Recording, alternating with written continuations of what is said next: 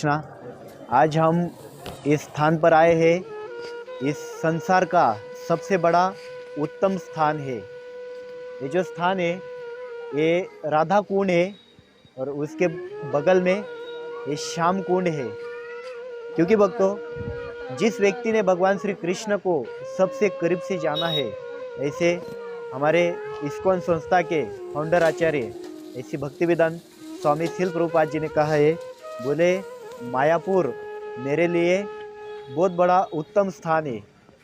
मायापुर मेरे लिए बहुत बड़ा उत्तम स्थान है और जगन्नाथपुरी मेरे लिए बहुत बड़ा उत्तम स्थान है और वृंदावन मेरे लिए बहुत बड़ा उत्तम स्थान है, परंतु राधा कुंड और श्याम कुंड मेरे लिए महा उत्तम स्थान है। क्योंकि ऐसी भक्तिवेदांत स्वामी शिल प्रभुपाद इस स्थान को, इस राधा कुंड और श्याम कुंड को बहुत पसंद करते थे। क्योंकि इस संसार में सबसे बड़ा भाव है प्रेम। इस संसार में सबसे बड़ी चीज है प्रेम। कृष्ण प्रेम सबसे बड़ी चीज है। क्योंकि सब लोगों को कृष्ण प्रेम प्राप्त नहीं होता है। क्योंकि इस संसार में सब लोग शेष दिनेश गणेश महेश शीर्षे जाहू निरंतर गावे।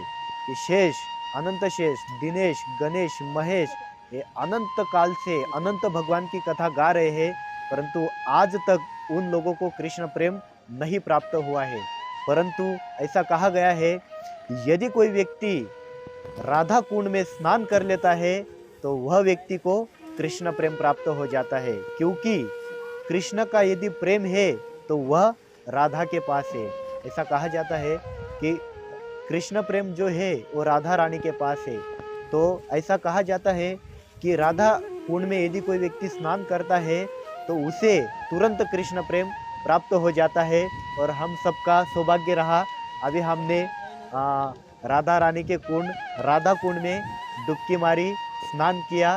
इस स्नान पर तो बहुत ऐसा लगता है, अंदर से बहुत पवित्र लगता है। तो एक प्रश्न होता है, ये राधा कुंड और ये श्याम कुंड कैसे बना? तो भक्तों, भगवान श्री कृष्ण जब छोटे थे तो उस समय भगवान श्री कृष्ण ने एक असुर का वध किया था जो सांड का रूप लेकर आया था, एक बैल का रूप लेकर आया था। तो उनका वध करने के पश्चात राधा रानी और उनकी जो सखिया थी वो मजाक मस्ती में बोलने लगी कि बोले कृष्ण, आपने गौ हत्या, आपने एक सांड को मारा है, आपने एक गौ हत्या का पाप लगेगा। एक सांड को मारा है, एक बैल को मारा है, आपको गौ हत्या का पाप लगेगा। और उस गौ हत्या के पाप से मुक्त होने के लिए आपको स्नान करना पड़ेगा, पवित्र नदी में स्नान करना पड़ेगा। तो भगवान श्री कृष्ण ने कहा, बोले ठीक है, हम गंगा नदी में जाकर स्नान कर लेंगे। तब राधा रानी ने कहा, बोले एक नदी में नहीं, इस संसार में जितनी भी पवित्र नदी है, जितने भी गंगा, यमुना, सरस्वती, गोदावरी, कावेरी, अलकनंदा, नर्मदा, जितने भी पवित्र नदियां हैं, इन सभी नदियों में यदि आप स्नान करेंगे तब जाकर आप पवित्र होंगे। तब भगवान श्री कृष्ण ने स्वयं इस स्थान पर मुरली से एक कुंड तैयार किया है। उस साइड का कुंड है वह मुरली से तैयार किया है, मुरली मारी और उसी स्थान पर एक कुंड तैयार हो गया था। तो राधा रानी ने देखा कि बोले कृष्ण ने एक कुंड तैयार किया है, और भगवान श्री कृष्ण ने एक कुंड तैयार किया और उसी स्थान पर भगवान श्री कृष्ण ने समस्त तीर्थ को, समस्त नदियों को, गंगा, यमुना, सरस्वती, कावेरी, गोदावरी, अलकनंदा, समस्त नदियों को आदेश दिया और समस्त नदियों का जल इस स्थान पर भगवान श्री कृष्ण ने भर दिया। उधर की साइड का जो कुंड है, कृष्ण कुंड, तो उस कुंड में समस्त नदियों, समस्त पवित्र नदियों का जल उस कुंड में, कृष्ण कुंड में है। तो वह देखकर राधा रानी भी कुंड खोदने लगी, कंगन से कुंड को खोदती थी। जाओ दे कंगन से इस कुंड को खोदती थी। परंतु राधा रानी, अनेकों सखियों ने सब मिलकर एक कुंड को खोदा और बाद में उस कुंड में पानी कैसे आए, तो दूसरी नदी में से जाकर राधा रानी और वो सखिया पानी लेकर आती थी। तो उस कुंड में भरते भरते भरते बहुत टाइम लग जाता था, तो वो कुंड भरा नहीं। तो भगवान श्री कृष्ण ने कहा, बोले राधा, ते नेमन देख, नेमन नहीं रहा, बोले राधा, बोले आपके कुंड में जितने भी पवित्र नदियाँ थी, वो समस्त नदियाँ प्रकट होकर राधा रानी को बोले आप मुझे सेवा दीजिए, हम आपके कुंड में जा सके। तो समस्त नदियों का जल इस कुंड में आया और उस समय इस कुंड की स्थापना हुई।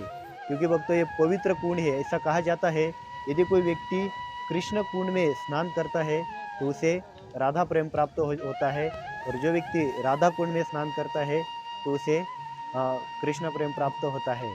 तो बहुत सुंदर ये पवित्र जगह है, और इस स्थान पर अनेकों आचार्यों की कुटिया है। जैसे कि इस स्थान पर रघुनाथ दास गोस्वामी की समाधि इसी स्थान पर है। रघुनाथ दास गोस्वामी, इसी स्थान पर उनकी कुटिया, एक महान आचार्य थे रघुनाथ दास गोस्वामी। तत्पश्चात गोपाल भट्ट गोस्वामी, जिन्होंने इस स्थान पर 45 वर्ष के 45 वर्ष तक 45 ईयर तक इस स्थान पर भजन किया है। तो गोपाल भट्ट गोस्वामी की इस स्थान पर भजन कुटी है। तत्पश्चात कृष्णदास कविराज गोस्वामी की इस राधा कुंड के आसपास में समाधि है।